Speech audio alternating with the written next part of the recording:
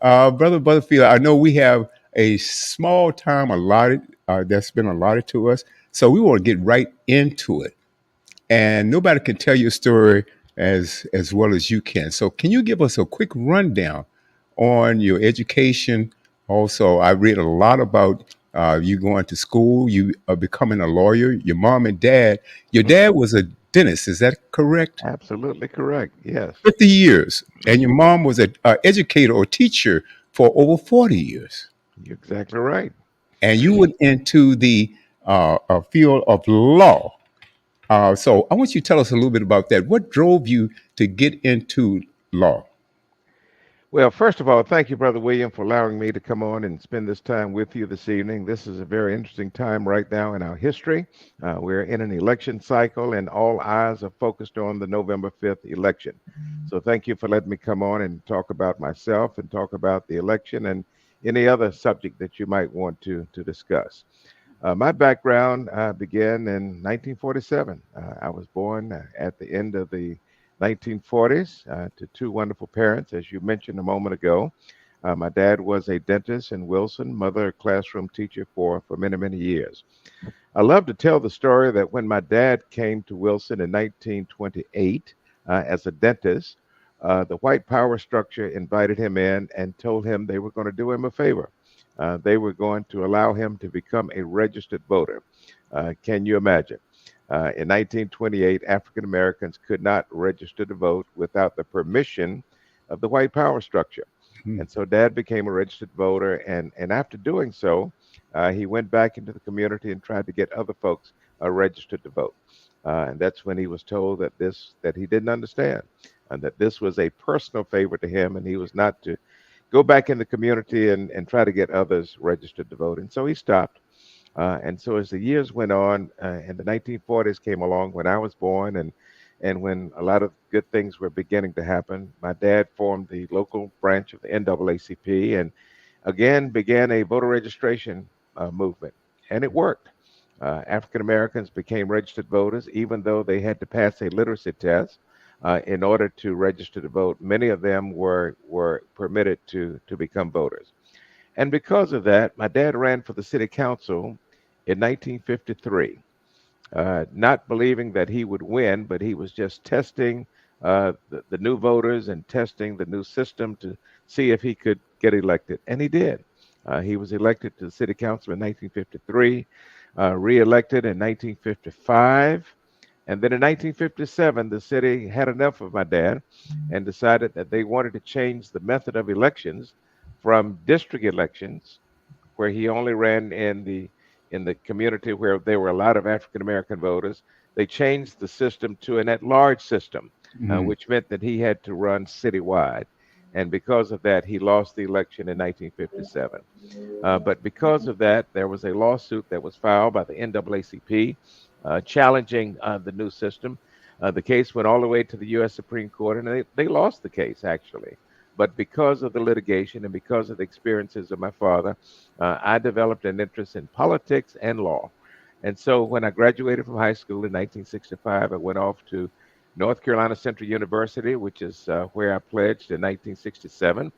Pledge grew, I grew in 1967, and have a lot of memories of those days. But after finishing undergraduate school, went into the Army for 2 years, was drafted into the Army, I might say.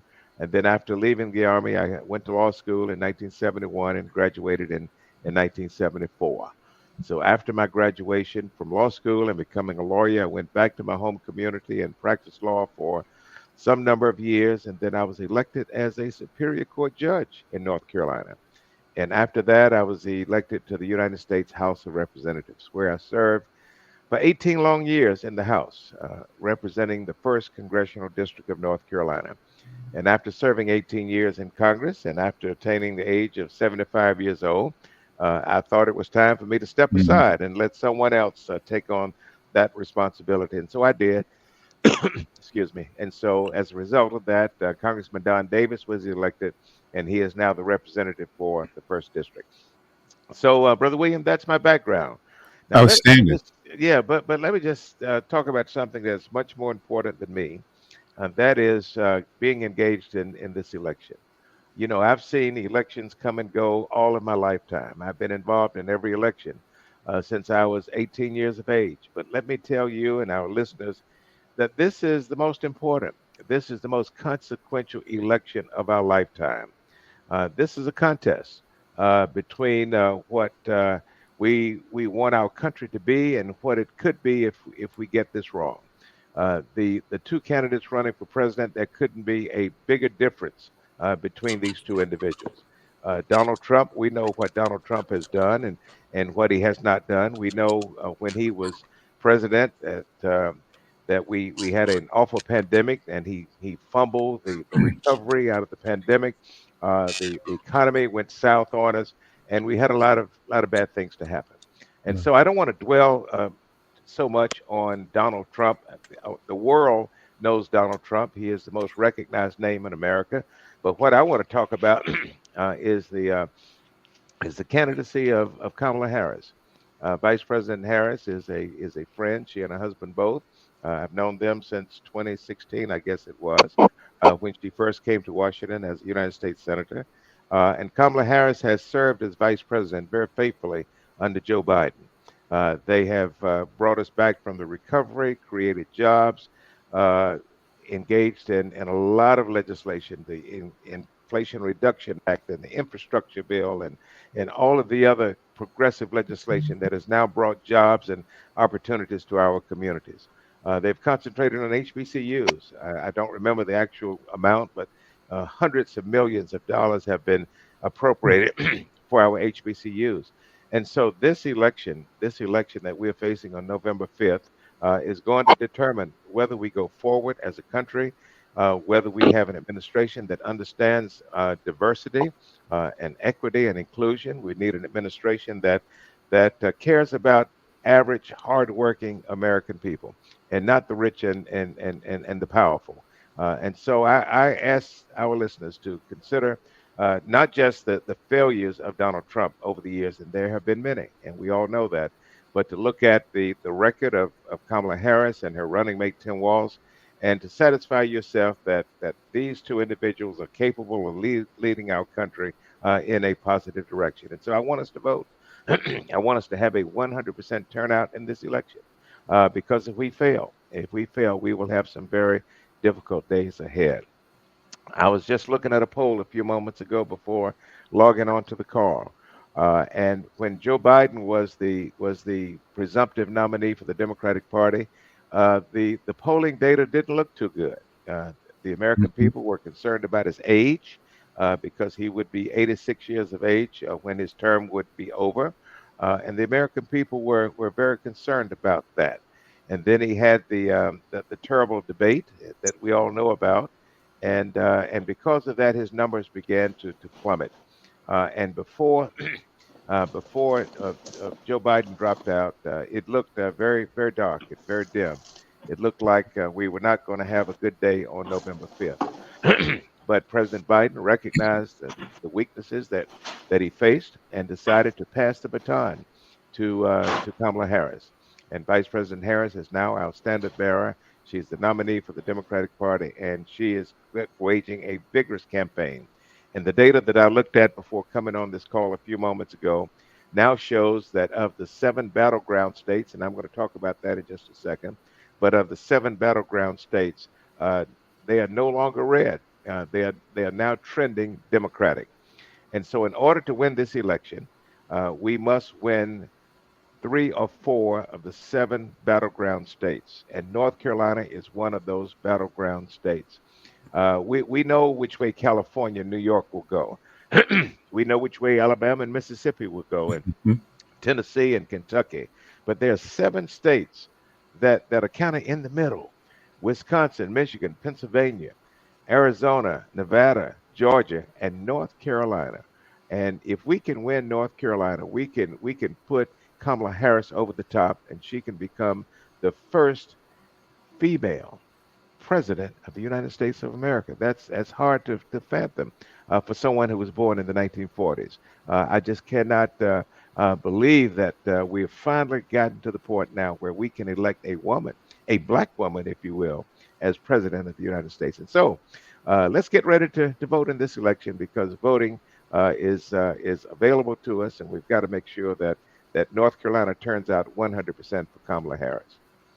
Absolutely. And yeah, I couldn't agree with you more that this is the most consequential, most important election of our lifetimes. I want you to talk about the two candidates.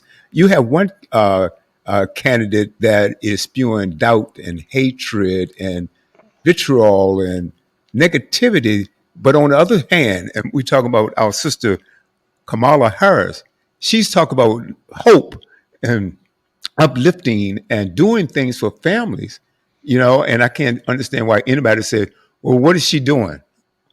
She's done a lot, but if you do your real research there, let's talk about the difference in those two candidacies, of how one is being run and how the other is, because for me, I don't want to be around anyone that's always spewing hate and doubt and negativity. Well, we all know what Donald Trump has done over the last 20 years. You remember the Central Park Four, the four Five. black males, the four black males in New York that he tried to railroad and put them in prison for the rest of their lives, and they were Mhm. eventually exonerated after serving years in prison. But it was Donald Trump who took out the full page ad in the New York Times Sure did. indicting these four black males. But not only that, Donald Trump has spent his career building his wealth, building his empire. While he was president, he did all of that he could to enrich himself and his family and his friends. He reduced taxes on corporations. Corporate taxes are now down to 21%. During the Obama years, corporate taxes were 28%, Right. which was really low for the millions and the billions that companies make. But Donald Trump has been about no one but himself. And the disrespect that he has for people who disagree with him is absolutely unacceptable. You contrast that with Kamala Harris, who is positive.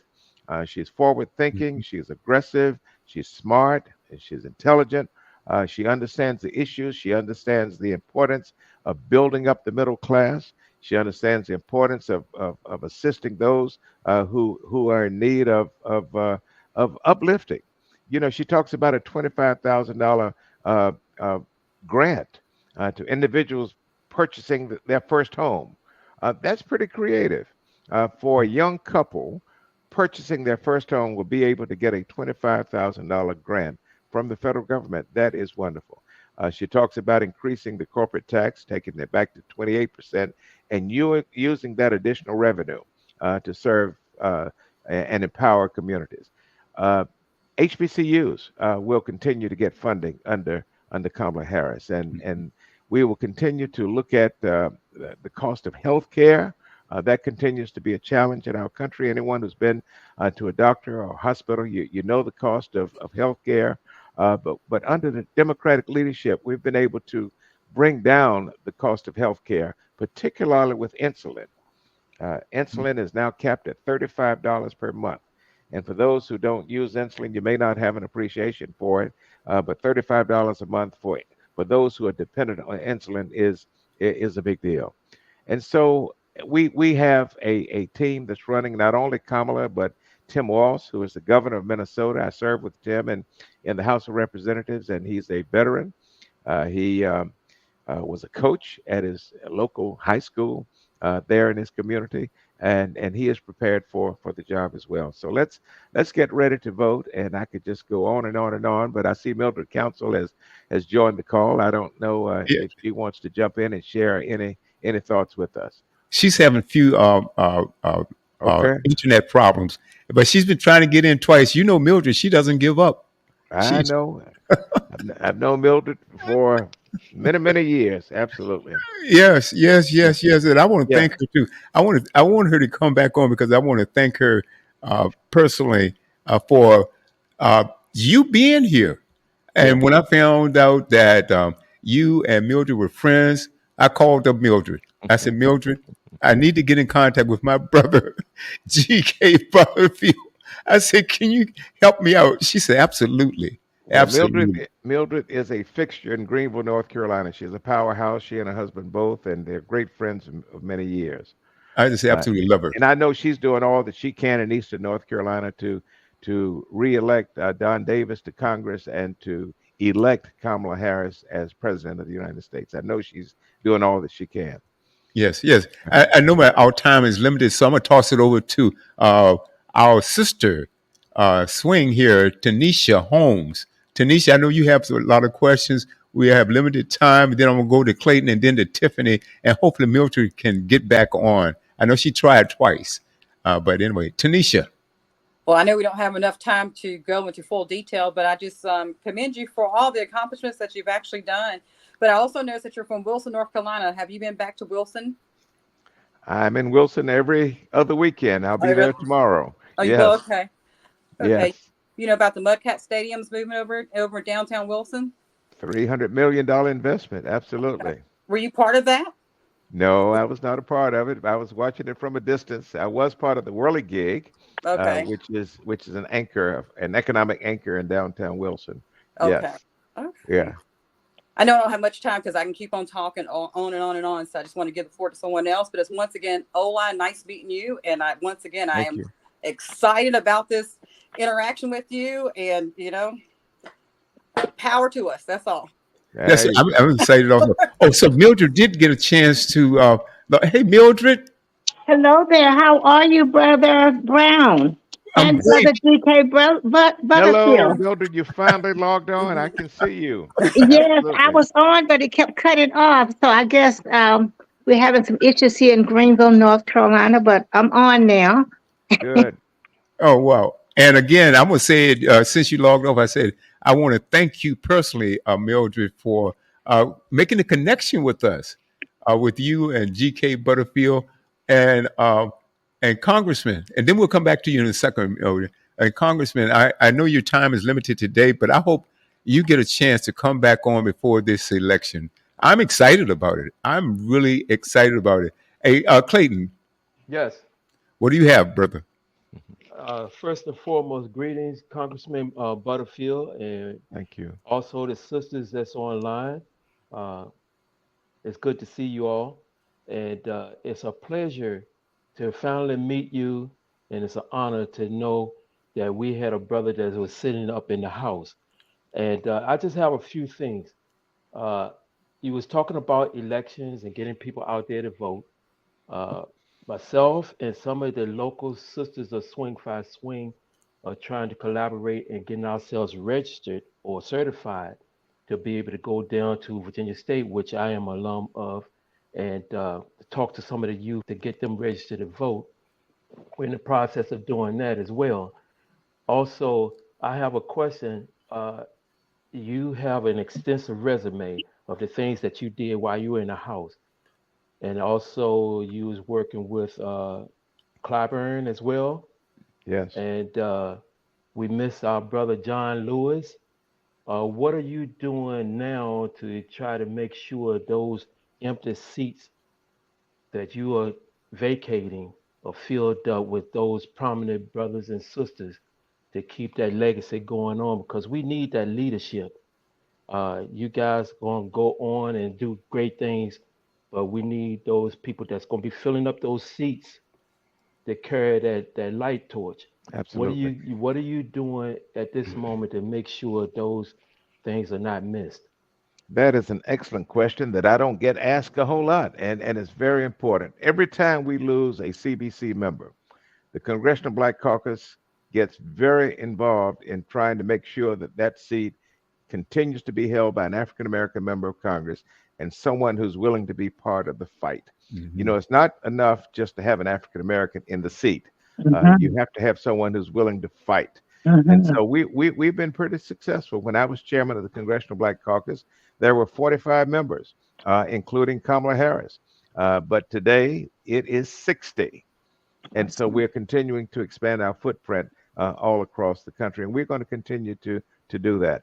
But speaking of going to the college campus, Brother Brown, let's make sure that every person is registered to vote. I was challenging a church a few days ago, and I said, what we need to do, each person, each one of our volunteers. We need to register one person per week. Mhm. It's very simple. Just reach out to your Mhm. neighbors, your coworkers, your family members, and let's find one person each week and get them registered to vote. Once we get them registered, let's make sure that they vote early in this election. You don't have to wait until election day. You can actually vote early. We have a Okay. lot of students who are on college campuses in North Carolina, and many of those students are registered in their home state. They may be from Maryland or Illinois, but they have the right to move their registration because they live on they are in college. They Mm. can move their registration from their home state to the state where they attend school, because every vote is going to matter. You may remember when Sherry Beasley was running for Chief Justice of the North Carolina Supreme Court. She lost by 400 votes Mhm. in a state where several million votes were cast. She lost by 400 votes. And so every vote is going to matter in this election. And I'm telling you, if Kamala Harris wins North Carolina, she will be the next president of the United States. Make no Amen. mistake about it. Yeah. She make And, no mistake about it. Congressman, one Yeah. more thing before I pass this on. Now, a lot of the information that people are getting about Kamala Harris is her past as a attorney general and a district attorney and those Yes, things, but they do not have the report of what she did as a vice president because a lot of times you don't see that because it's overcast by what the president did.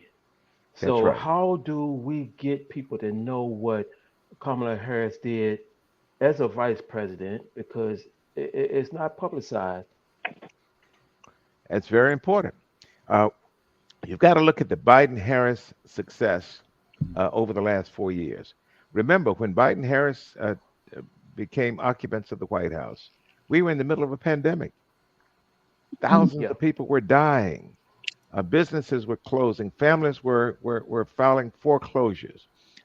They turned this country around, invested billions of dollars in the recovery, and it worked. It worked with the uh, injections and whatever they call it, the vaccines Mhm. that were made available, and the maintaining 6 feet and keeping a distance. All of the different protocols were put in place. The PPP program was established, the Paycheck Protection Program, and Hmm. and many businesses were saved because of their efforts. But not only that, they passed the largest infrastructure bill in the history of this country, and billions of dollars are now being expended in North Carolina. You go up and down the roadways and you see bridges being replaced and you see highways being repaired. That is because of the infrastructure bill, which creates jobs, which also creates wealth. And there's Mhm. so much more. The $35 cap on insulin, as Mhm. an example.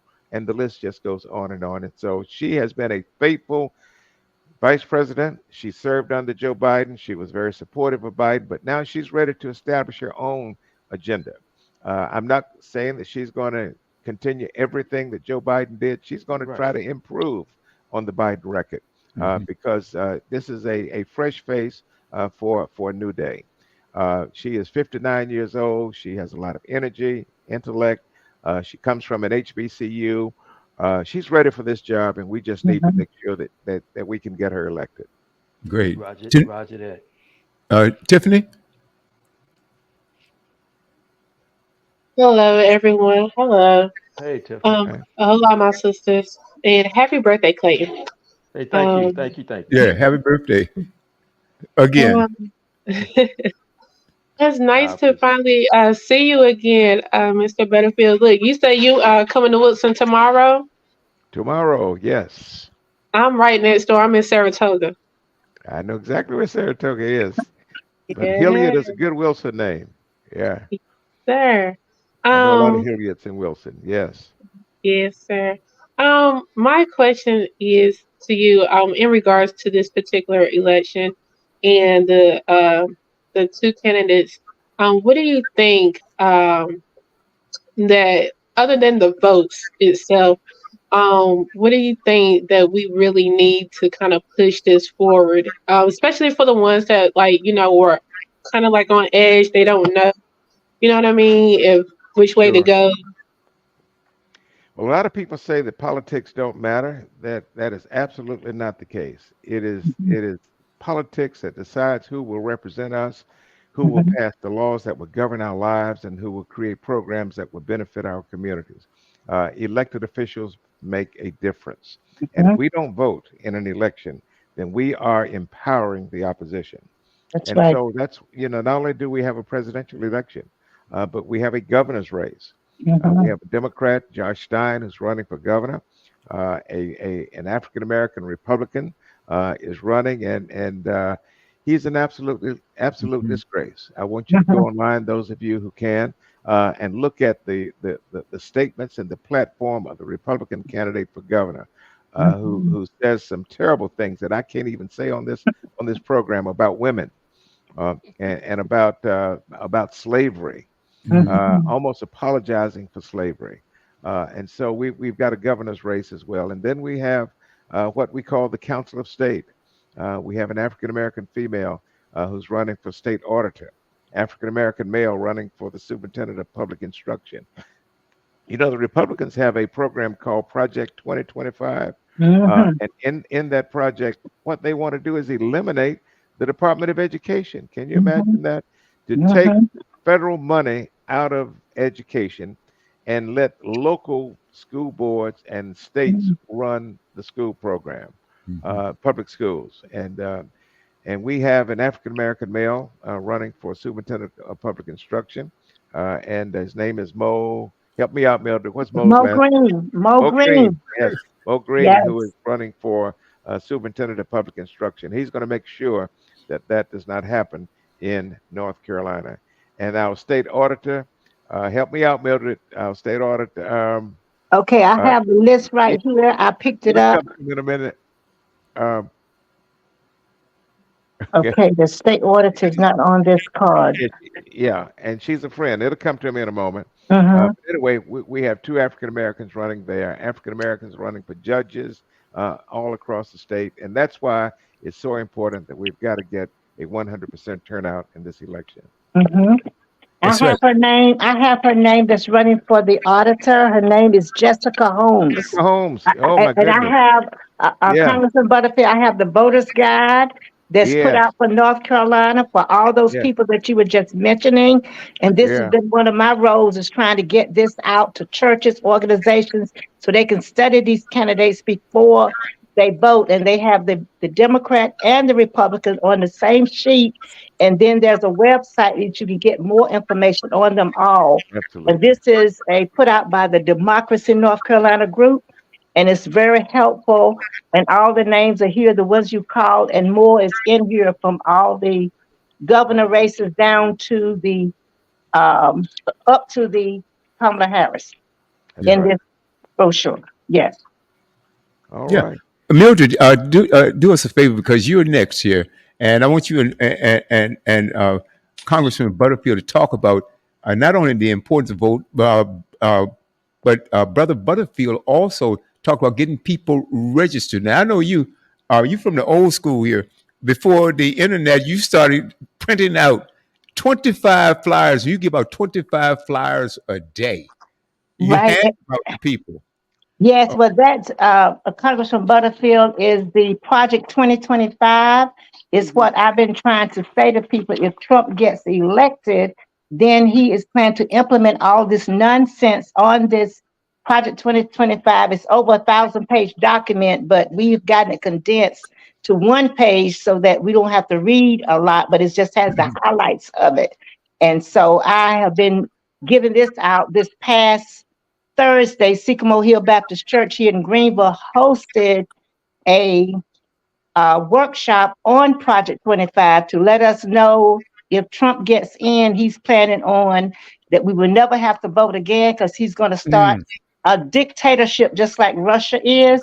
And Yes, so sir. our goal is to let people know you must vote, because if you don't vote, then you are going back. And of course, our president candidate said that we are not going back. And I know that we're not talking all partisan right now, but I'm going to speak it because I do both sides, Congressman Butterfield. This is the nonpartisan side, showing everybody that's running.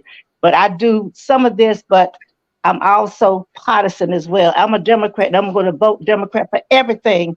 And I tell Yes. people that don't worry about, people come up with ideas like, well, I don't like such and such, but you don't worry about the little stuff. Look at the bigger picture, who's going to help you as a team. We need all the ballot needs to be voted upon from back to front of that ballot. Your your president, your congressional level down to those state offices and your local candidates. That's All of them right. need to be voted for everybody.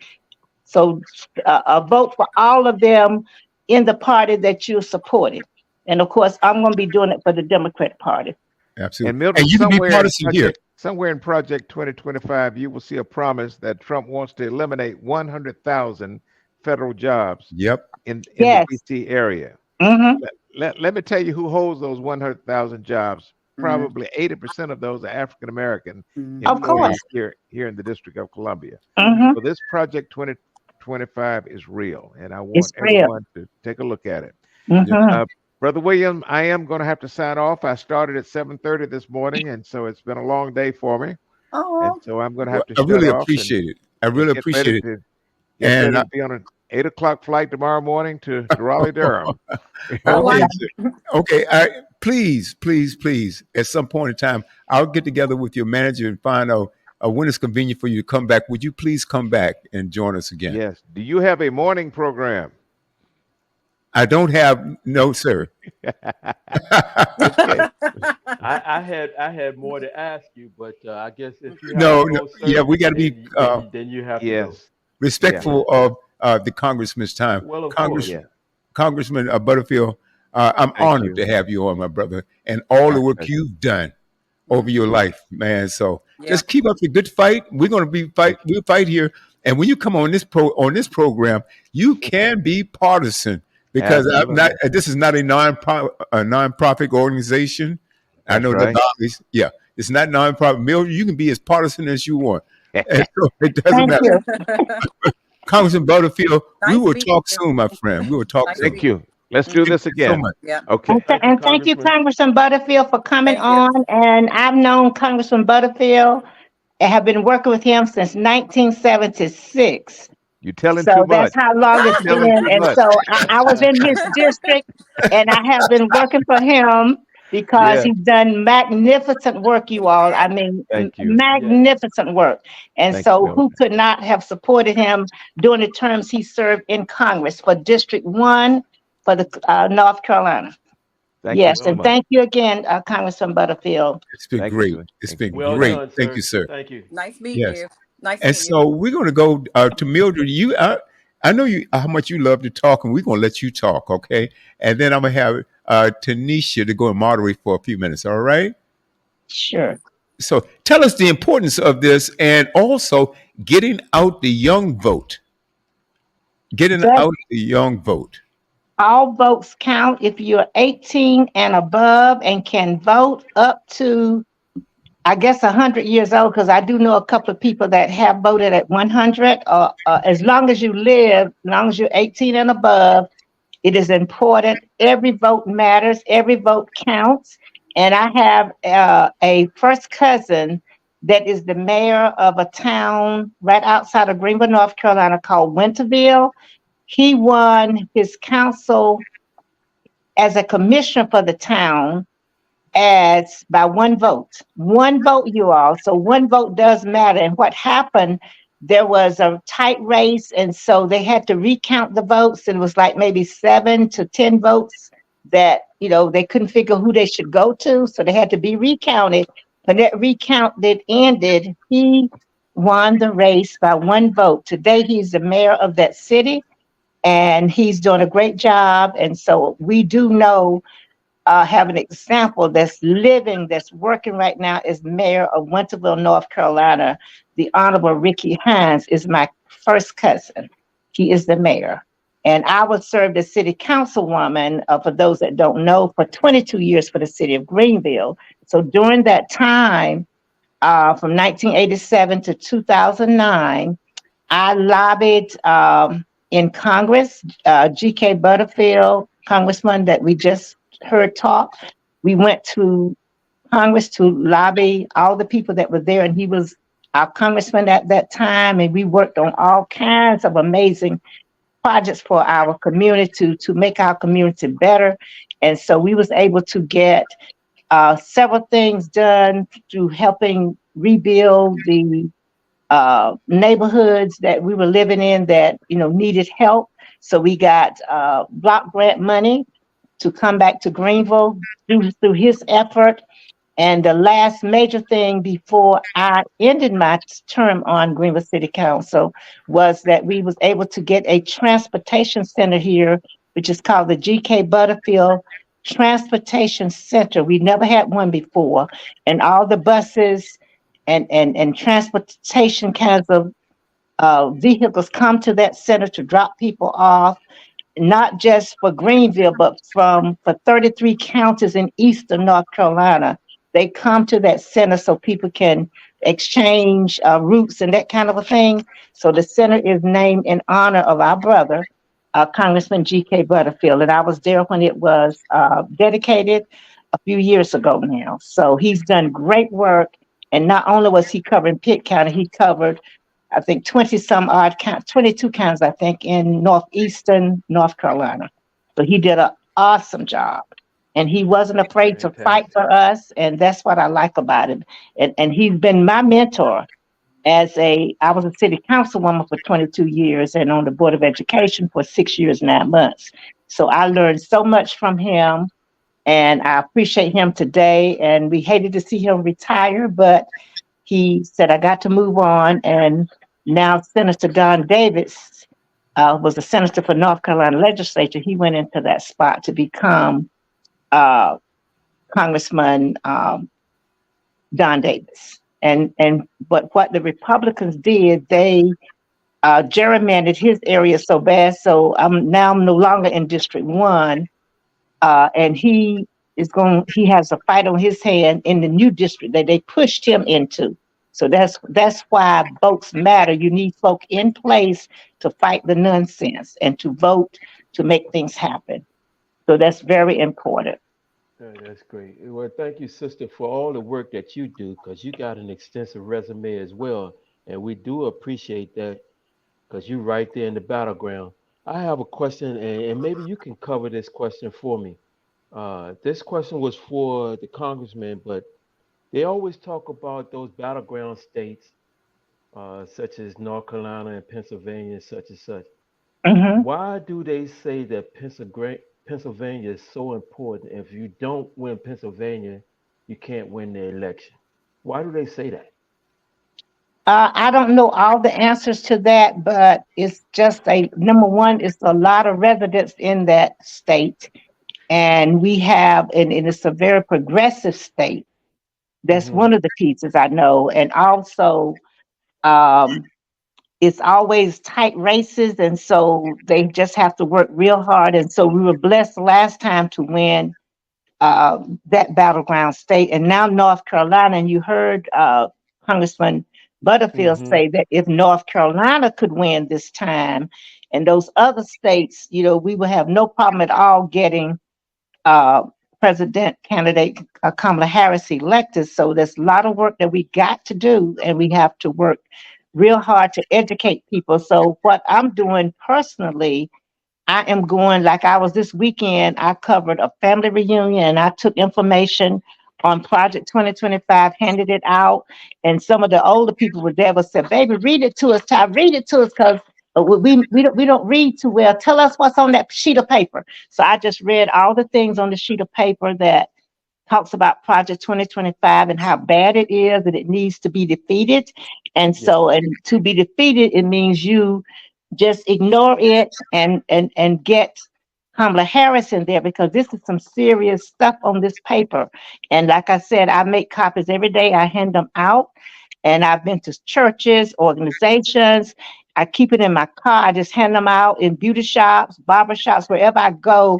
I ask, have you seen Project 25? Now, this is what's going to happen to you if you don't get the vote out. Do you want to go backwards? You do not. And it's the old folks, and I say to them, do you want to lose your social security? Well, that's on here. Do you want to hold on to make sure we have a Department of Education that our children can get some food in the schools, because that's on here too. So it's a whole bunch of things on Project 2025 that means us no good. And so this is why we must vote, and your vote does count. I always tell people, and some people will tell you mine don't count. So sometimes you just have to walk away and pray for them. But others, you just keep working to let them know that their vote does count. And you do win some, but you're not going to get them all. Absolutely. Well, I did have a question too. If they remove all this funding under the Project 2025, like where are they going to allocate that funding to? Where are they going to redirect it over to if that takes place? Like they have to have a game plan for that. So Well, actually, if you truly understand, Mhm. if Trump's get back into office, he is not. Well, he already told you that you will not have to vote anymore. This should be your last time having to vote, because he's planning on. He is in love with Putin, who is a dictator in Russia, Mhm. and all those other places. So he don't. None of this matters to him.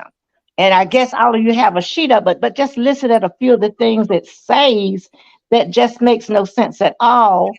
That going to cut Social Security, going to cut Medicare, end the Affordable Care Act, raise prescription drugs prices again, eliminate the Department of Education, teach Christian religious beliefs in public schools. And that's another thing that a lot of our church folks, and these are Black churches too, we really try to get to them and say, don't let nobody fool you with this religion they're pushing on you. It's not the kind of religion that we Mhm. use. This is the Scientology. same religion that they used on you, Mhm. on your folks when Slavery Day was going on. They were preaching to you at 11 and hanging you at 7. So don't get Mm-hmm. caught up in their religion either. And they use that on Black people for always. They thinking that if you say religion, we're gonna fall for it. And because when back in Slavery Day, when that white man told you that you obey your master, he wasn't talking about Master Jesus. He was talking about Master Ku Klux Klan. And that's who he was talking about. So we have to Mm-hmm. understand the Black history. So we Mhm. encourage our folks to learn your history, and that's why they want to take books out of the schools, because a lot of the history is in our books now. Because when my children were growing up, I have a 42-year-old son, and I start buying Black books written by Black authors when he was little, because I wanted him to know the true history of Black folks, African people that came to this country and was enslaved here. So I bought books written by everybody I could find. Couldn't find them in Greenville, so I was traveling as a elected official at the time. So Mhm. every town I got into, Texas, California, all the trips I went on, I'm looking for the Black bookstore. I got to go there and find me some Black books for my children so they can read about Black history and see them in the books. So that's what I did. And now they're getting rid of our books. Look what Florida did.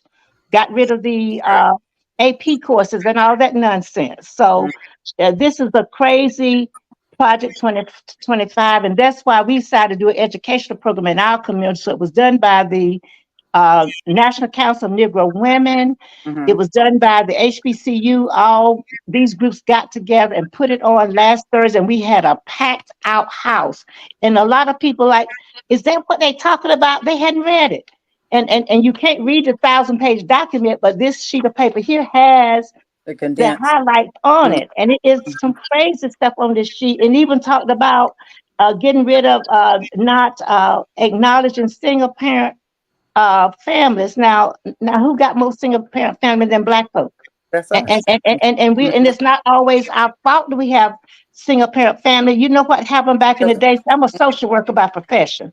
So Uh-huh. the social services put the men out of the houses sometimes. They do.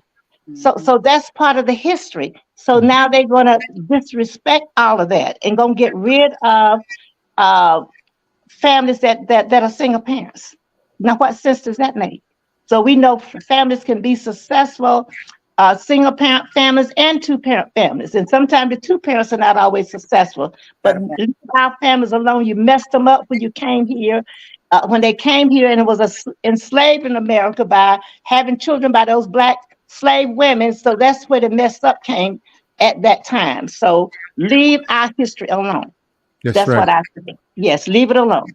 Leave it alone. Hey, Sister Mildred, It's one thing you mentioned earlier.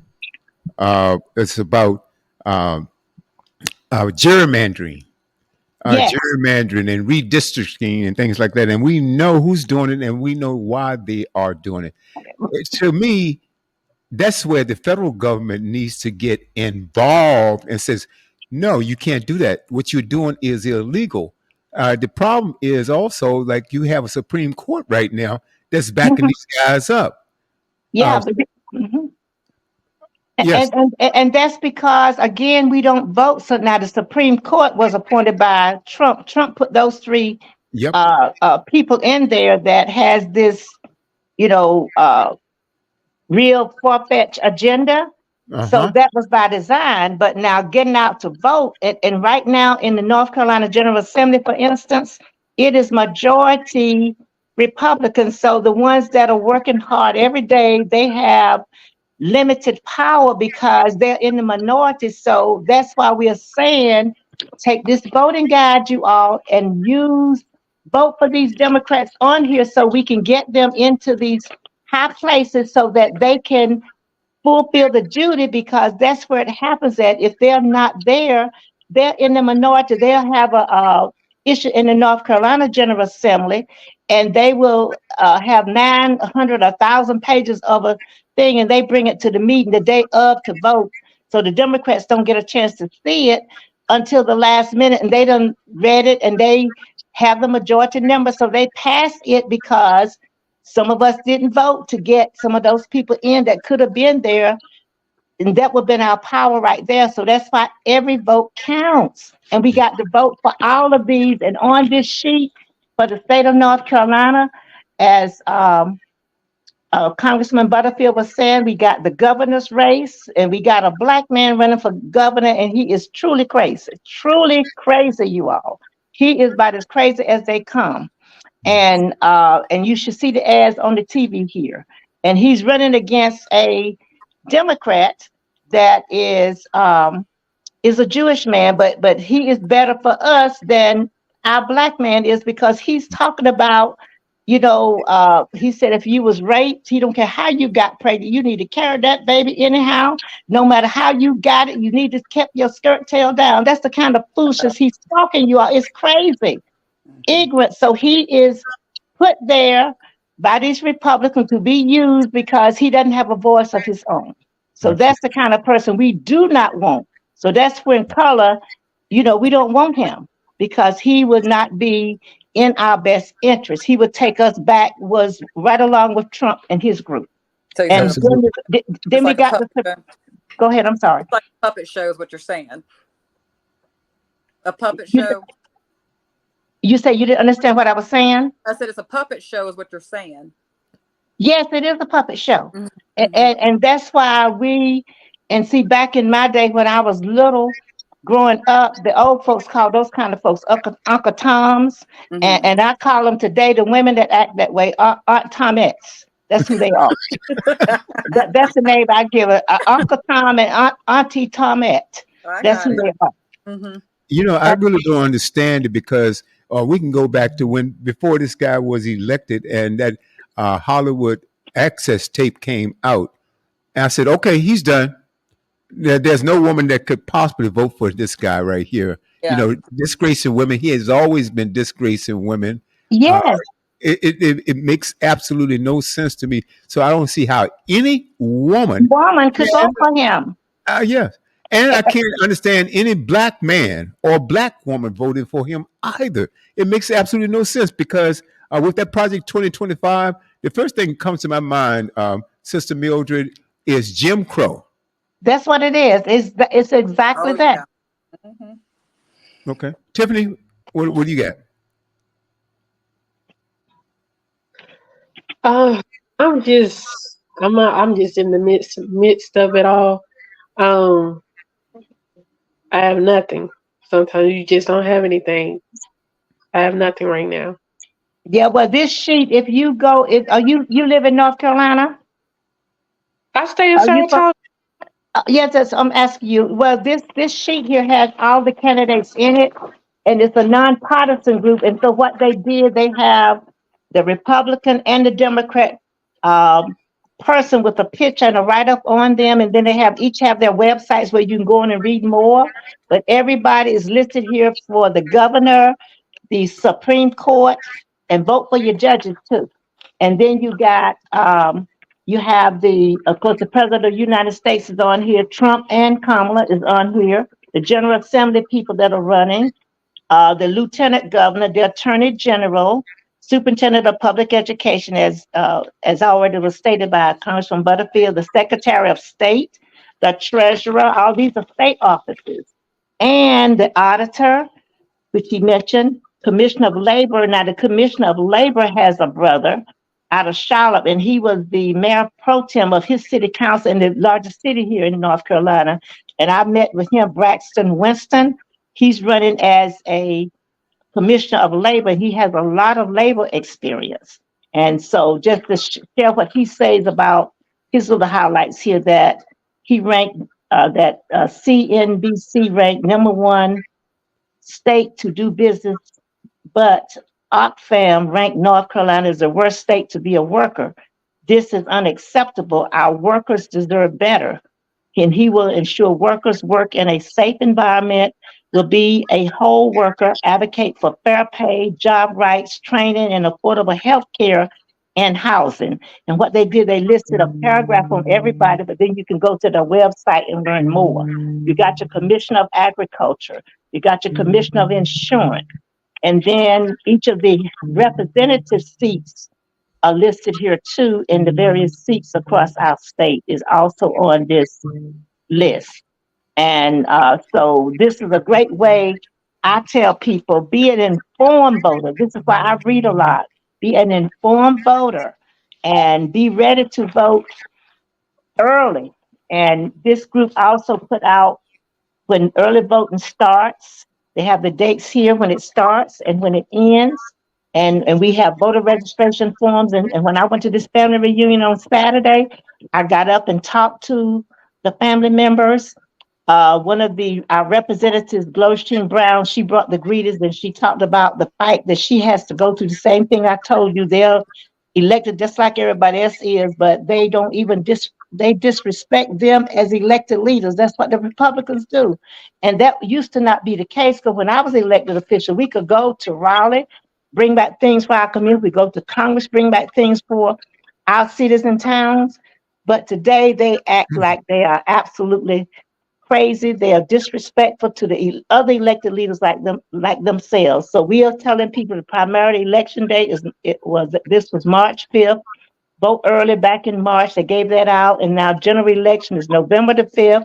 Vote early, October the 17th to November the 2nd is early voting period. So we're trying to get everybody to the polls. If we could get them all there on day one, we would do it, but that's impossible. That's why they gave us about 2 weeks to do early voting. Get it done, because we don't know what's going to happen, but get it done and be in the system, and that's a safer way. Absolutely. And then, so that's very, very important. And then this sheet also talks about what's on the ballot, what a council of state does, what judges do, what the state legislature do. All of that information is here, because a lot of people didn't take civics, and they took civics out of school and they never should have. So we have to do civics, educate, get the people out to vote, and we need to vote. So it's a lot of work to be done, but I'm committed to doing my part. Yeah, absolutely. So am I. That's why I'm having this program, and we're going to have many more before the election. So I wish that you will come back. And it was just a pleasure having you and Congressman G.K. Butterfield on there.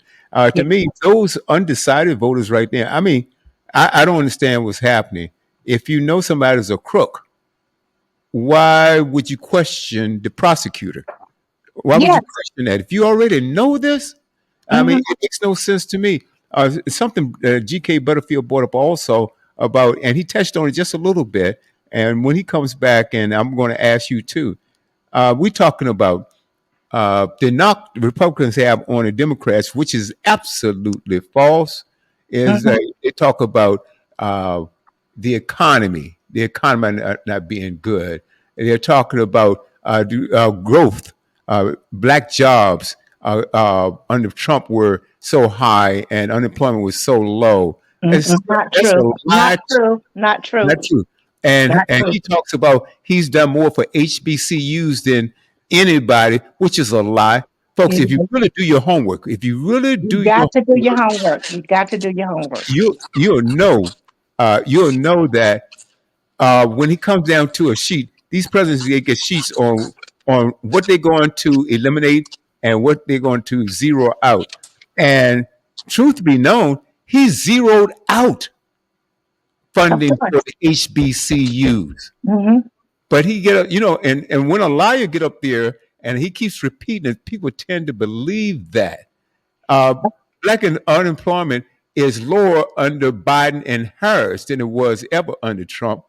Of He course. added $8 trillion. He Hmm. had $8 trillion to our deficit. Now Hmm. he has a plan coming up. Kamala has a plan as well, and Yes. his plan is going to add another $5 trillion to our deficit. Now, she's going to add a trillion. Okay, his is close to 6 trillion. Okay, but anyway, think about this. You got somebody that wants to spend, and most of that money is going to go to his wealthy donors and business people. That's who it's Tried for. that trick. They tried that trick before, talking about it's going to trickle down. It never trickles down. You give these Never. wealthy people money, they're going to keep it. Hmm. I mean, that's exactly what's going on. Clayton, thanks. Welcome back here. We're talking Yeah, about so many things. yeah. I don't know how much I missed, but I've been struggling trying to get back in because they are having technical difficulties again around here with these Xfinity uh, uh, connections. But sorry about that, panel. I know I missed a lot because I came in on you all talking about the deficit and the tricks of uh,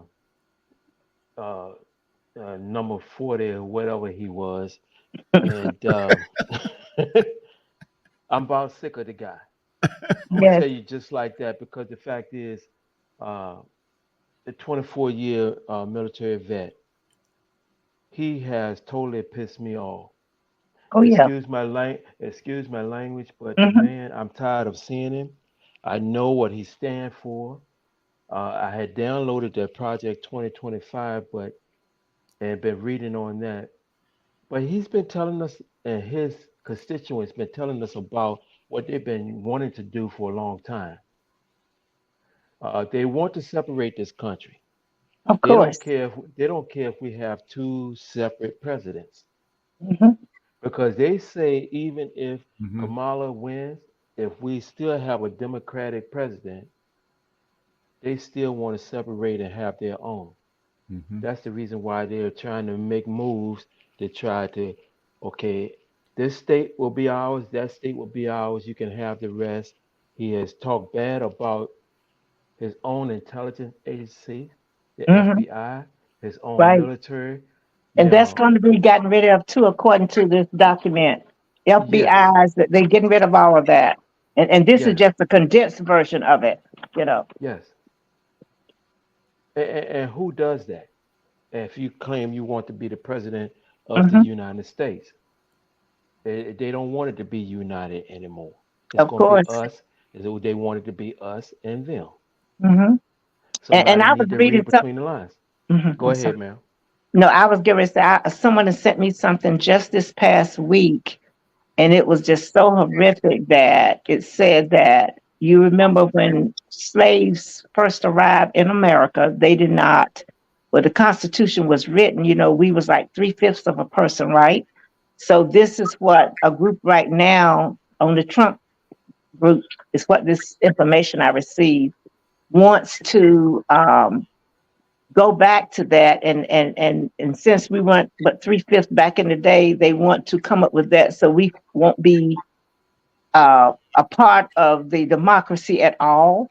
Just get rid of us. So that's the whole thing when Trump says, and see, and I knew exactly what it meant. So that's why it's important to know your history. When Trump was first elected, making America great again, I'm mhm. like, great again. That's all about making us putting us back into the day when we were truly enslaved and had to build this country with no funds and all of that, just working us to death, picking cotton and cucumbers and all that foolishness, and never got nothing for it, and probably will never get any reparations for it. So that's the kind of treatment we had, and that's how they feel about Black people.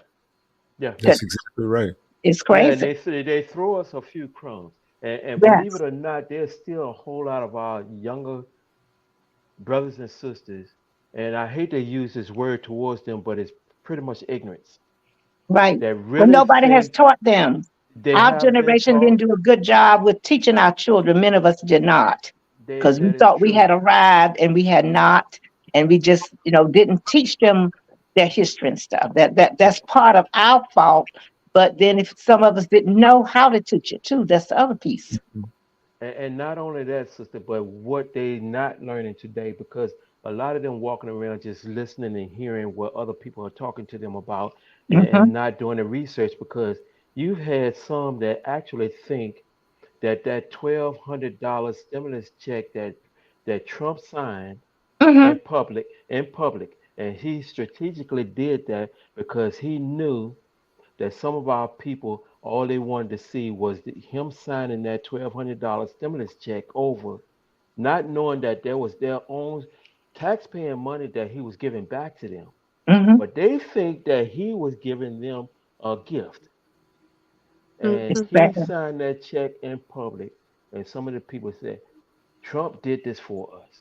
He's Isn't the that best typical? president because this is what he did. They do not do any research at all. None.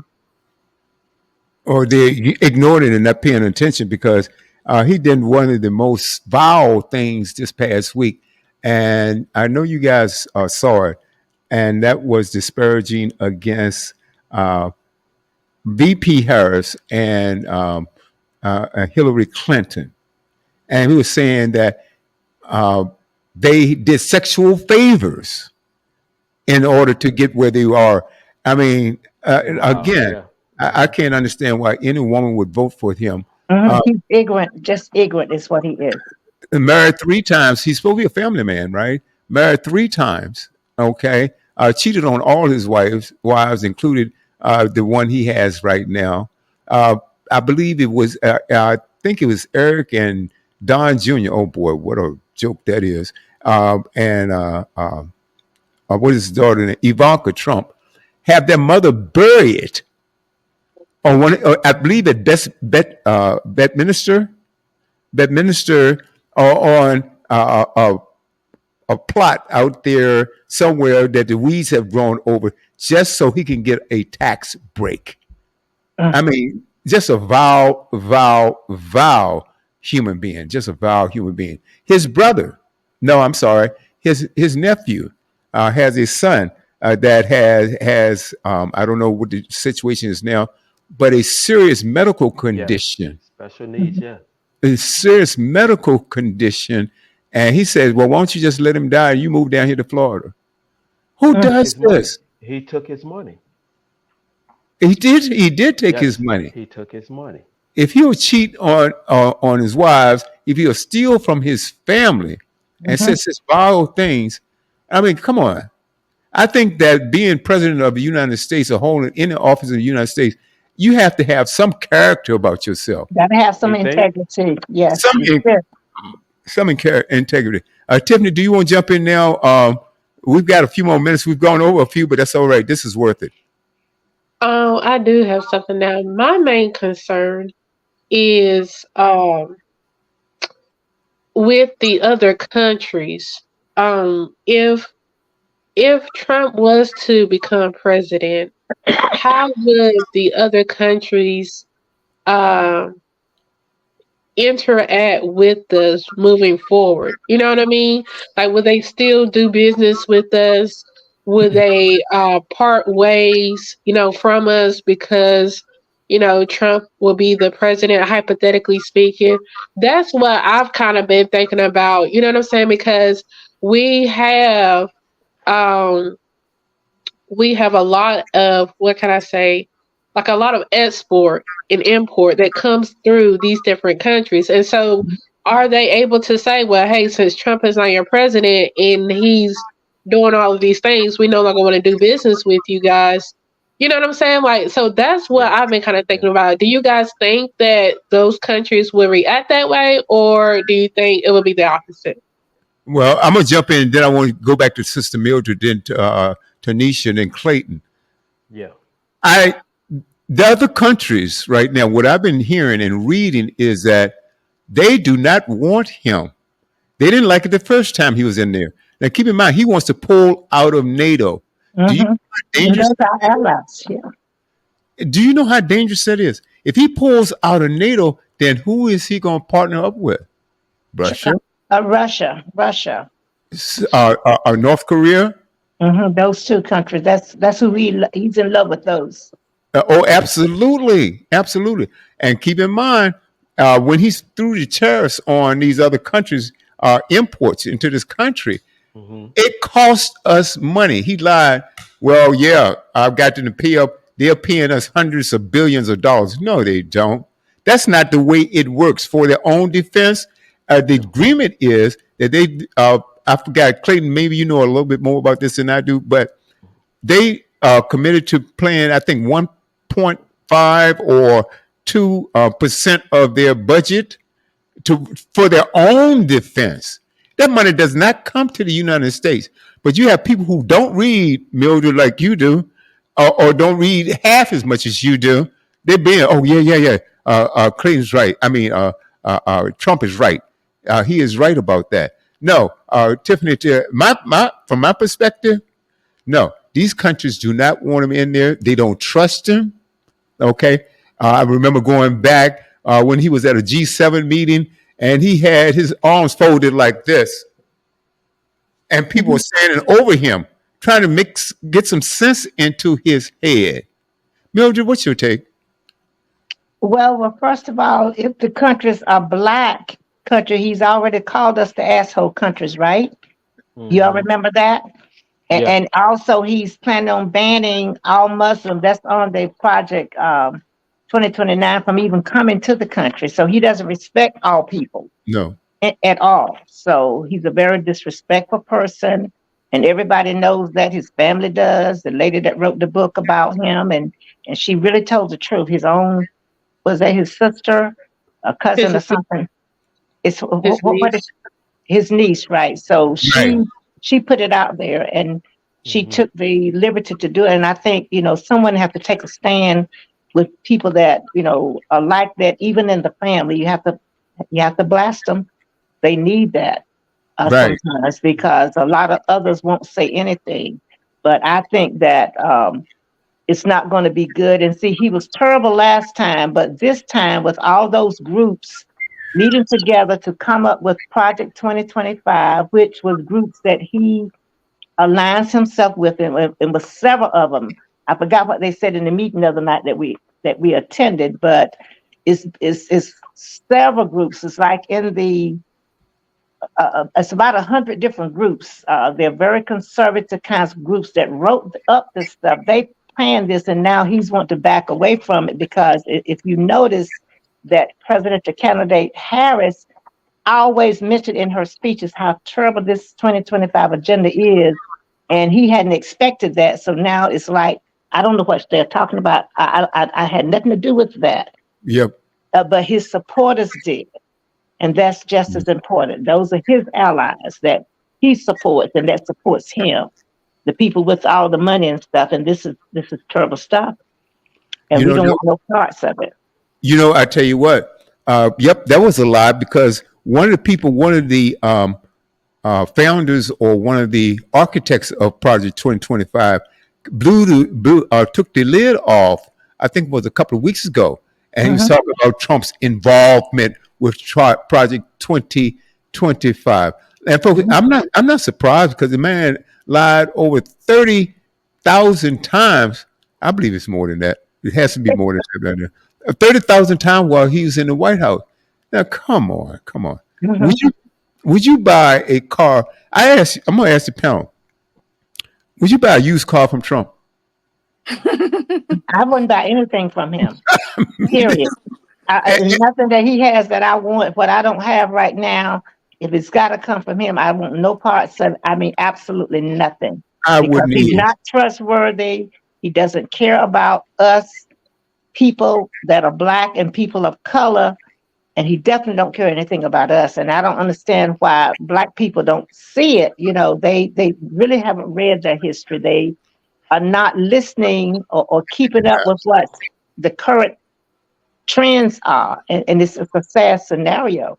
But I'll do my part. We can't educate everybody, but I certainly would tell them what I feel, and I have no problems doing that. I always have been a person that spoke out. I spoke out when I was an elected leader. I'm still speaking out today, You're doing a and great so job. somebody has to do it. Mhm. That's right. You're doing a great job. Tanisha, you can get his gold sneakers, his survivor sneakers. You can get the a trading card, digital trading cards. You can even get a Trump Bible. I mean, this is blasphemy, Tanisha. Of Yeah, course it I is. was gonna, He but I needs also to. He talk needs about the to read it. scripture. Yeah, because the scripture talks about that God knows who's going to be in the office, even if they're evil or if they're good. But I did have a question to tie in what Tiffany was talking about, the allies in other countries. I was just wondering, like, if either one is elected, I know there's a rumors of wars taking place too, that we're going to actually have like another recession, and also too that there may like be World War III taking place if either one of them are actually elected. So what's your take on that? Probably right, and that's Okay. why there's people that I have been listening to that are actually preparing for that. So, Okay. and that's something that I think Hmm. we all need to have some other preparations for Hmm. if we are stuck, say, in our homes for just like we were for the pandemic, Hmm. that you need to have some things that just in case they have a curfew for a couple of months. Are you prepared to survive that long? Suppose all the electricity goes out. Yeah. Suppose do you have a backup way of cooking? That Hmm. kind of a thing. Those of us that grew up on the farm, now we sort of know how to do some of that. But then if you can't go outside, how do you do that? So it's a lot of thinking through that. Are you prepared to survive 6 months if you couldn't leave your home? You know, kind of a thing. And, and, and then I'm gonna and say then in who's to say your the home gonna be safe? Where you are. That's so So that's true. 'Cause- another thing. So Yep. it's all of these things that some people are already thinking about, but there may be a civil war. Who knows? And You I know know, I, there's going on in Colorado too, where they're saying a whole bunch of people coming in, taking guns and taking over people's houses or something like that. Did you hear about that too as well? But of course they're trying to say it's someone from, I think, the Republican Party that's actually committing these heinous crimes over in Colorado. Did you all heard anything about that too as well? Like the hostile takeovers? I Mhm. haven't. No, Clayton, Okay. have you? yeah, Have you? no, I know I haven't. yeah, Okay. No. they're actually from Venezuela. Venezuela. They're Go, Tiffany. Venezuelan There you go. gangs. There you go, Tiffany. There you go. Mhm. Mm-hmm. Mhm. Okay. Yep. Yeah. It's, Yep. it, it- it's truly amazing. Yeah. It is Yeah. amazing. To me, there's a stark difference, or a stark contrast rather, between, to me, it makes no sense at all. Well, let me put it like this: my vote is clear. My Mhm. vote is clear because I see what these people are doing. Mhm. They're doing everything to steal. Now they talk about stealing the election, or the election was stolen. Mhm. And you have to look at who's doing it. Mhm. Who's doing it? Gerrymandering, redistricting. Making it hard to vote. I mean, Mhm. it's just, Got to you have know, an ID to vote for sure. That's what North absolutely. Carolina has in place. It's already here. And It's, and, it's, and then just what last election leading up to our municipal election, the cities and towns, they had said that we had to have a voter ID to come from the Board of Elections. So I mm, went down and got me one. And so when we voted for that group, uh, I took out that card and handed it to the election uh, officer.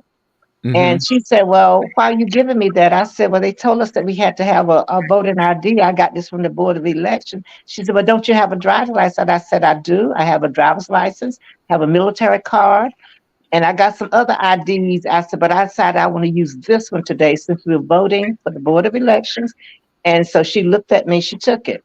But I was determined if I had to go through all of that to get a voter ID, I'm going to use it That's to, right. to be the ID. So that was my little protest, a nice way. So I gave it to her. She took it, but I'm not using my license. You didn't have me to come down and take a picture saying that that'd be the only way I could vote to have an ID coming from the Pitt County Board of Election. So I Mm-hmm. used it. And That's now, and make sure too, we're telling people, make sure your ID mm, is all lined up to say the same thing. I use Mildred Atkinson Council on all my documents. And okay. because they said if I go in there and have Mildred A Council, then they may not take it. So all mine say Mm. Mildred Atkinson Council. And then prior to that, make sure you still on the voting rolls. They're purging people, you all. So that's the other educational piece I told people at the meeting at the family dinner, that make sure you check your voting status out, because who knows, you might be moved, especially if you didn't vote the last two elections, you might be gone. So you at least you'll have a time to vote and to register and vote in early voting. But after early voting ends, you can't do that anymore. But that's why we say vote early in case something comes up, you have a chance to address it. And it's also important, Sister Mildred, is that when you have these different groups Mm-hmm. and they are stating something, find out what that group is all about. Brother Gregory Jenkins, he said the Heritage Foundation is a think tank behind Project 2025. It That is is. a very, very dangerous group. They Okay. are. Mm-hmm. If you just read it, the Heritage Foundation, oh, okay. All right, that's a foundation. Heritage Foundation. They would think that it's for the people. It's a foundation, must be a nonprofit. But the Heritage, very, very, very dangerous. We got a few more minutes. Clayton? Yes. Yeah, I was going to piggyback off of what Tiffany was talking about because I worked with NATO for 3 years. I was over in Italy working for NATO Air South, and it was one of the best assignments that I had. And to have that camaraderie with the other countries and the other military members was the best that we could have. And I was over there during the time of 9/11. I was in Bulgaria at the moment when Mm-hmm. those planes hit the towers. Mm-hmm. Mm, And when that happened, that was the biggest thing that changed America's life and the way Mm-hmm. we lived. Okay, but to ask whether we're gonna have those type of allies, and I think so because the fact is they depend on us for a lot, not as much as they did back in the day because they are starting to develop their own as opposed to depending on us for weaponry mhm. and all the other Mm-hmm. substance that we provided. But to have somebody as dangerous, and I'm going to repeat, as dangerous as Donald Trump in office, he would mess that up and he would Mm-hmm. put us in a position where anybody could come in this country and take it over That's because right. that's what they've been waiting on. And I'm gonna Mm-hmm. tell you fact what I know. Mm-hmm. Because the fact is, China, Russia, North Korea, and some of the Middle Eastern countries, they're just waiting Mhm. for that opportunity for us to weaken, where we don't have that support to Mm-hmm. come in because what they're jockeying for is to be the number one country and industry in the world. It's That's right. always been that way, even since Mm-hmm. the Cold War. Okay, now that all these little things is happening, these little nuances is happening all around the world, people need to watch out who's doing what. Mm-hmm. They poking the bear to see whether we're gonna move, and what we don't do is just move, just willy nilly, and just say, "Hey, we're gonna jump in this war," because what you're doing is putting our own troops and people That's right. At risk. in a predicament. Mm-hmm. My son, I talked to him earlier. He called me and wished me a happy birthday. He's a captain in the army, and he's a smart young man. I'd be damned if I want him to be put in position over something ignorant. Because we've been going into some ignorant wars. Mhm. We don't even have a clue what we're fighting for. Mm-hmm. When I went over there to Saudi Arabia, and I was in Oman, and we were in Desert Storm. I told my wife, I said, I'm coming back. And I meant that. And I don't care who I had to take out before I got back here. But the fact is, it was one of those things. I knew I was coming back. But when I went over there, I didn't go over there with the idea of I want to hurt somebody Mhm. because I wasn't the one that started that war. Mhm. You know what I did when I went over? I broke bread with those people over there because I said, these are God's people just like I am. Mhm. They don't have a clue. All these big headed folks, they want to start these wars, and then you got all these militaries that's fighting a war, and they don't even know why they're there. But when they was like, okay, we can sit down. I don't care whether you're Christian, Muslim, or Mhm. Hindu. I Mhm. can sit there and I can break bread with you, and I don't even have to know your name. Right. Respect to others. That's what you're doing. Respecting all Respect. cultures. Yes. Yes, and see, they doing all these cultural wars, and see, that's what Donald Trump does. He already said he's a nationalist, Mm-hmm. and what that's telling me that all they want is what they want, Mm-hmm. despite whether anybody else want anything, because he's told you, I'm gonna look out for the rich, Mhm. I'm gonna look out for those that look like me, Mhm. and he's gonna put up a few black people behind him to make it look like he care about them, Mhm. but you can see that he doesn't. Does He not. go over to these other countries and he throw paper towels at them like they don't mean anything. Mhm. And people think they think that we forget these things, and then You they remember. start talking about you guys have this woke agenda. You doggone straight, I'm awake. That's Mhm. right. They try to despair everything Mm-hmm. that's going to get in their way. Mm-hmm. They want to continue to operate and have their white privileges. And it's sad to say because I don't have no problem with Caucasian people, Mhm. but I have a problem with somebody that's going to be trying to uh, uh, do damage to us and try to destroy us. Mhm. Because Exactly. I'm gonna tell you right now, on open air, the fight is on. It's straight. Absolutely. The fight is on. It's time Mhm. to throw up and throw down. Call it Absolutely. what you want. I know how to fight. I've been trained to fight. They have been stocking up weapons left and right, and that's the reason why they don't want nobody mess with their NRA. Mhm. These people are walking around with safes full of weapons that you can't even pronounce. Mm. Mhm. Mm. You hear what I'm saying? Oh Why do you yes. want 100 guns in your house and you can only shoot one at a time? Thank you. That's right. Or you preparing for something, aren't you? Yeah. You But to preparing, go back to preparing. what Tiffany was talking about, our allies, we better keep our allies close to us. Yeah, you got to. This thing with going on with Israel, Netanyahu, whatever you want to call his name, Mm. I don't like the way he does things at all.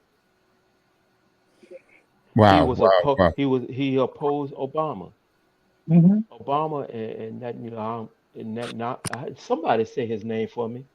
Natty or whatever you want to call his Mhm. name. Yes, we know who you're talking You, about. you, You you can know call who him. I'm You can talking call him a about. net. Yeah, Netanyahu. yeah. President Obama tried to calm him down and get him to come on board.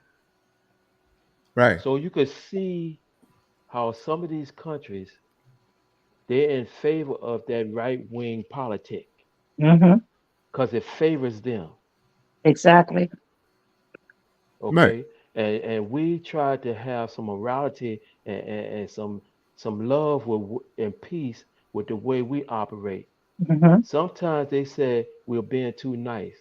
And sometimes I agree. Sometimes it's time for us to knuckle up. That's exactly right.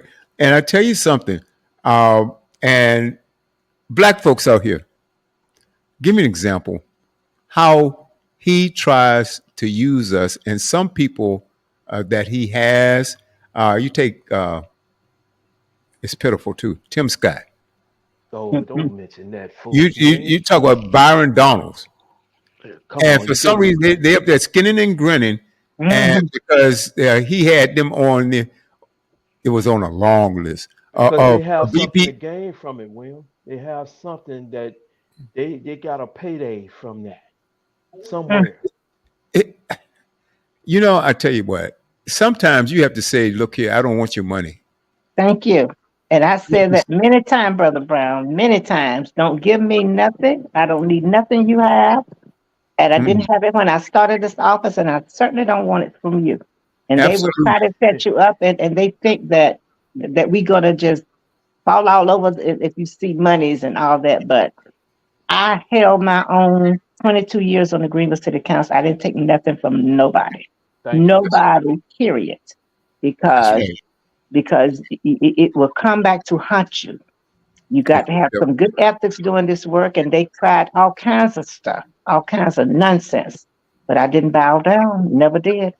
You never Never did. did. You never Mm-mm, did. Well, mm-mm. Sister Mildred, we're going to have uh, not a repeat, but it's going to be a continuation of this particular show, Okay. because I am dedicated to get the word out, talk to as many people as I can, Mm-hmm. talk to them about the importance of voting and Mm-hmm. voting right. Like I Right. said, my business is not nonprofit, so I can be as partisan as I want.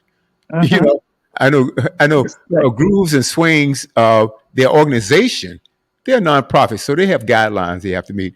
But I don't Mm-hmm. have to. I don't have to. Okay. Right. And so this is what we're going to do. We're going to do this again next week. We've got another important show, and this is regarding veterans, veterans benefits, veterans rights, Right. and uh, Tanisha, Tiffany, Yep. Clayton. I know this irked you really bad, and Sister Yeah, it Mildred. did. I'm s- Okay, I when got he on my visited, bandwagon. Sorry about that, brother. that's all right. That's all right. Arlington National Cemetery. He broke the law, knew he was breaking the law, Sure. okay, lied about Disrespect, breaking the law, and disrespectful. disrespectful. Mm, Uh, mm. disrespectful. Quick word. Everybody got a minute. Tanisha. I just want to say thank you for your work and continue to keep up the good work. And I'm also going to start advocating for people to start voting too, as well, using the QR code. And I'm going to start Mhm. focusing on over at in the health field, like at the doctor's offices and stuff like that too, and in the lobbies that people are waiting to be seen by the doctors. I can have them Mhm. scan the QR code because I actually took the class to do that. Um, Mhm. Registration. Awesome. But thank you for all your information. I really appreciate it. I've learned a lot tonight. Okay. Mhm. Tiffany. I just appreciate our special guests for coming on. Again, to our sister Mildred, and also to our brother GK Butterfield. I really enjoyed it. I'm hoping that we can get him back soon, and Mhm. looking forward to the rest of the season. Mhm. Well, I tell you what, if I have any problems getting them back, I'll call Mildred. Look, Clayton. look, look, I heard him ask you, did you do a morning show? Could you record him? I Maybe did during the record it. morning? I did record it. Because I heard him say that the morning is good for him sometimes. So I don't know. Well, that's a great idea. I can play this back uh, several times during several mornings. I can do that. Mhm. Absolutely, I can do that, and I'll let him know that we will replay that, Mhm. because the time he was on, it was extremely valuable and informative, and people, we just need to wake up. We just need to Yeah. wake up. And if you Okay. ever need somebody for Black History Month, he's a walking historian. He is. He knows Ah, history off the top of his head. I mean, and I wish I could get to be that way, but he remembers the specific dates of all the Black history in America and especially in North Carolina. He's an Oh, expert on it, and so we see him a lot in our community doing that because we can't find anybody any better than that to do it because Right. he's and his family has a walking historians too, and they made a difference in their communities. And so is not just talking it; he has lived it, has preached it, and has shared it with as many other people that want to hear him. So he's good. thank you so much for that because we do celebrate Black History, but Hmm. not only in February. Hmm. Yes, Throughout the year, we celebrate it. I do it Every 365. day. Yeah. Every Oh, day. that's right. That's right. That's right. Clayton, do you have any final thought? Yes, of course. I just want to thank our brother Congressman G.K. Butterfield and thank him for his knowledge and his input. And also, Sister, uh, I appreciate you. I appreciate you maintaining your integrity because if we as a people keep our integrity, we wouldn't be in the predicaments that we're in now. Thank Yeah, you. because people out there just doing everything they want to do Hmm. and hoping for a better day, but it don't work that way. Hmm. And I thank you for what you do and what you have done and what you continue to do. So I appreciate you. That's what I want to say to you, from my mouth to your ears. I Well, appreciate you, thank sister. you. And Thank you. Sister Mildred, you know I love you. You know I love you, darling. And I mean, I have much, much, much respect for you, and you continue to fight. And guess what? You got a brother that's going to fight along with you. Anytime you got something to say, you just let me know, and we'll put you on. Okay? Okay, I appreciate it. And I did send it out to about 70 some people.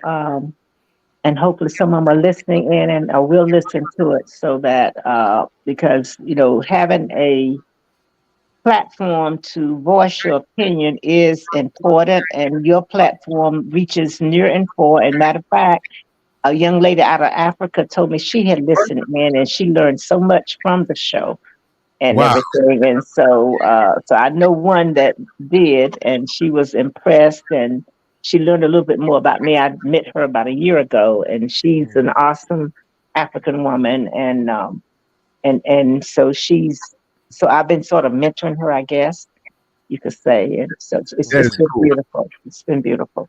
That is too cool. Well, thank you so much. Thank you. Thank you. Thank you. Brother Wesley Wise. Okay, is he listening? Brother Robert he had conflict today. Uh, Hmm. uh, then- Can Clayton give that announcement on the 21st? sure. Well, we were trying to have a groove swing roundup on the 21st at Virginia State University. We play Winston-Salem State University. The game is at 1. And what we're trying to do is get a facility so we can uh, have the brothers and sisters meet before and after because we're doing community service projects that morning of as well. So we're still waiting for the word back. You know how sometimes we deal with certain administrations, but we haven't uh, got the room confirmed yet. And our advisor, who is also a sister, Dr. Cheryl Mango, we're waiting Mhm. for that confirmation. Hmm. So, with that said, uh, by next Tuesday, hopefully we can solidify that request and make sure. But you can still come 21 September, come to Virginia State University. We still want all the grooves and swings that we can possibly have. We want to have hors d'oeuvres or uh, food trays and refreshments for those. And the main thing is to have the grooves and swings come together under one umbrella and fellowship, and we'll make it work. Okay? Hmm. And guys, make sure you tune in next Tuesday night. We got a special show because we're going to honor our veterans. We're going to talk about veterans benefits. We're going to talk about Awesome. opportunities for veterans and share with everybody. Everybody on this panel knows somebody who's a veteran. Oh Yeah. yes. Okay. And we need to protect our veterans. Mhm. Uh, apparently, this other guy, he doesn't care about veterans at all, but we do. So thank you so much for another segment of Groove Swing Speaks. Good night, everybody. Hey, have a good Tuesday, Wednesday, rest of the year. How about that? All right. Sounds Well, Yeah. thank you so much. We'll thank you. talk to you Thank soon. you. All right. Yeah. Enjoy your Tuesday, ladies and Okay. gentlemen. Bye, All Thank you. right. sisters Thank you. and Thank you. brothers. Bye, bye, Bye. bye, Uh, bye. A pleasure.